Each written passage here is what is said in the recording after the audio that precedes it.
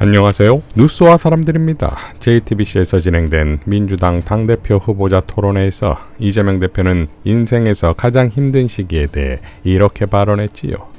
제가 험하게 어려운 환경에서 살다 보니까 제 개인적으로 겪는 시련도 참 많았습니다. 죽을 고비도 여러 차례 넘겼습니다. 그런데 지금이 저에게는 가장 힘든 시기 같습니다. 또 운명적으로 그럴 수밖에 없는 상황이기도 할 겁니다. 과거의 독재 정권들은 정치적 상대방을 감옥에 보내거나 심지어 죽이거나 이렇게 했었는데, 그게 여의치 않을 때는 가택연금이라고 집에 가둬두기도 했습니다. 지금 제가 법정에 갇히게 생겼습니다. 있지도 않은 사건들을 만들어서 정말로 재판에 많은 시간을 빼앗기게 만들고 있습니다. 그러나 국민 여러분, 저에게 주어진 숙명이라고 생각합니다. 우리 국민과 함께, 당원과 함께 이 시련을 넘어서서 반드시 이기겠습니다. 검찰 독재정치 탄압 대책위는 이재명 대표의 공소장을 허위로 작성한 수원지검의 서현욱 검사를 고발했습니다. 이재명 전 대표 공소장은 악마의 편집 끝장판이다. 검사의 직무에 관한 문서인 공소장을 허위로 작성한 서현욱 검사를 공수처는 즉각 수사하라. 쌍방울 대북송금과 관련해 이재명 대표 공소장을 허위로 작성한 수원지검의 서현욱 검사를 공수처에 고발합니다. 2024년 6월 12일 수원지검은 이화영 전 부지사 1심 판결 5일 만에 이재명 전 대표를 제3자 뇌물수수 등으로 기소했습니다. 검찰의 불법 면회 및 보석 석방 거래, 쌍방울의 증인 매수 정황이 아주 구체적으로 밝혀진 가운데 수원지검 서현욱 검사는 김성태의 진술을 억지로 짜맞추기 위해 사실관계를 왜곡한 허위 공소장을 수원지방법원에 제출했습니다. 서현욱 검사는 공소장 32쪽, 33쪽에서 국외 출장 결과 보고서를 언급하며 이재명 전 지사가 문건을 보고받는 등 김성태의 대남 약속과 경기도의 지원 및 보증하에 쌍방울 그룹이 대북 사업을 추진하고 있다는 사실을 재차 확인하였다고 작성했습니다. 완벽을 기해야 할 공소장에 완벽한 거짓이 작성됐습니다. 실상은 이재명 전 지사가 해당 보고서를 결제하지 않았고, 받더라도 누가 참석했는지 등을 전혀 알 수 없는 보고서를 공소장에 기소 이유로 둔갑시킨 것입니다. 정치검찰의 사건 조작 행태가 거짓으로 조작된 공소장으로 이어졌습니다. 공소장에서 찾아볼 수 있는 증거라고는 본인들이 입맛에 맞게 조작된 허위 진술뿐입니다. 이 모든 과정은 결국 이재명 대표를 겨냥한 정치적 공작의 일환이라고밖에 볼 수 없습니다. 정적 제거를 위한 표적수사, 조작수사의 악순환의 연쇄고리를 반드시 끊어내야 합니다. 공수처는 회유 진술에 짜맞춘 허위 공소장의 작성 경위 등 서현욱 검사를 즉각 수사할 것을 촉구합니다. 제대로 된 감찰조차 이루어지지 않고 자정 능력이 전무한 검찰을 더 이상 묵과할 수 없습니다. 검사도 죄를 지으면 처벌받아야 한다라는 당연한 상식과 원칙을 바로 세워야 합니다. 민주당은 앞으로도 무너진 사법체계를 바로 세우기 위해 조작과 위법으로 얼룩진 정치검찰의 뿌리를 뽑아내겠습니다. 정치검찰 사건조작특별대책단도 대북 송금 사건에 대해 다음과 같이 기자회견을 열었지요. 대북 송금 사건이 정치검찰의 사건 조작임을 입증하는 결정적인 문서가 또다시 언론에 공개되었습니다. 리호남은 없다의 완결판입니다.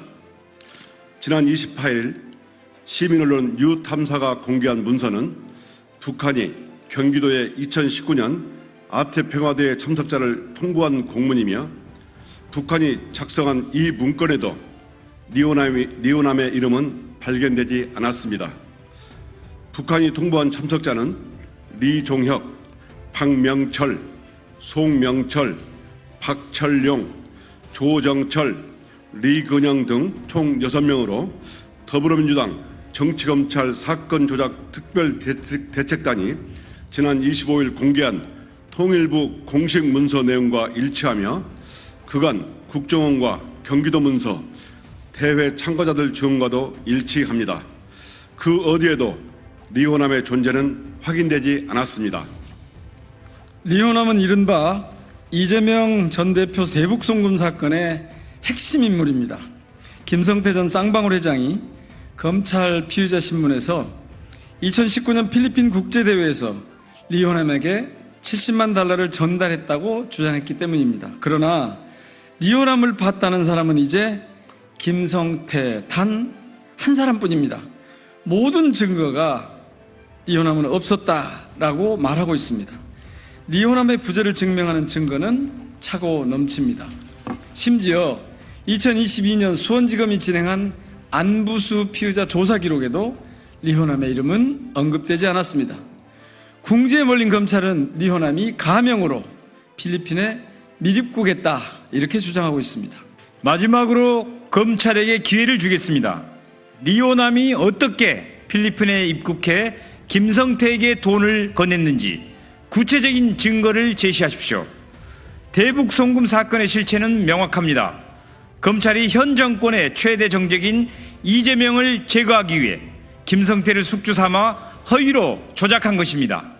더불어민주당 정치검찰 사건조작 특별대책단은 무고한 국민을 허위와 조작으로 범죄자로 만들고 그의 정치적 생명을 끊기 위해 수단과 방법을 다해 달려드는 정치검찰과 국민이 부여한 국가 공권력을 무자비하게 휘두르며 오로지 정적 제거에만 혈안이 된 폭압적이고 무도한 정권에 대해 반드시 그 책임을 묻고 끝까지 사건의 진실을 밝힐 것입니다. 지난 10일 정청래 법사위원장은 이렇게 발언했었지요. 탄핵 정원 청문회 때문에 날짜 잡기가 물리적으로 불가능해 잠시 보류했던 검사 탄핵 청문회도 조만간 날짜를 잡아 진행하겠습니다.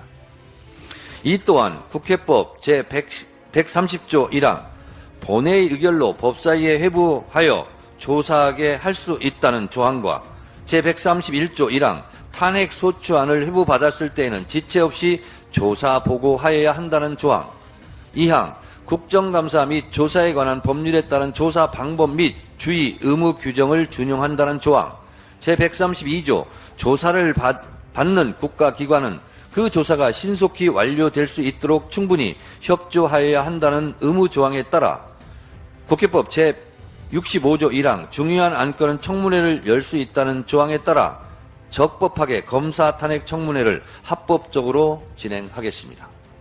윤석열 정권은 멋대로 하지만 민주당은 법대로 하겠습니다. 자, 민주당 법사위는 2주 후인 8월 14일 김영철 검사에 대한 청문회를 개최한다고 밝혔지요. 청문회 증인으로 김건희, 이원석, 장시호 등이 거론됩니다. 이어 나머지 3인 강백신, 박상용, 어미준 검사 탄핵이 있으니 줄을 서시오가 아니겠습니까? 자, 오직 눈에는 눈, 이에는 이로써 검사 독재 정권의 정치검찰들을 단죄하는 것이야말로 무너진 대한민국의 법치와 상식, 사회정의, 민주주의를 바로 세우는 길이 아니겠습니까?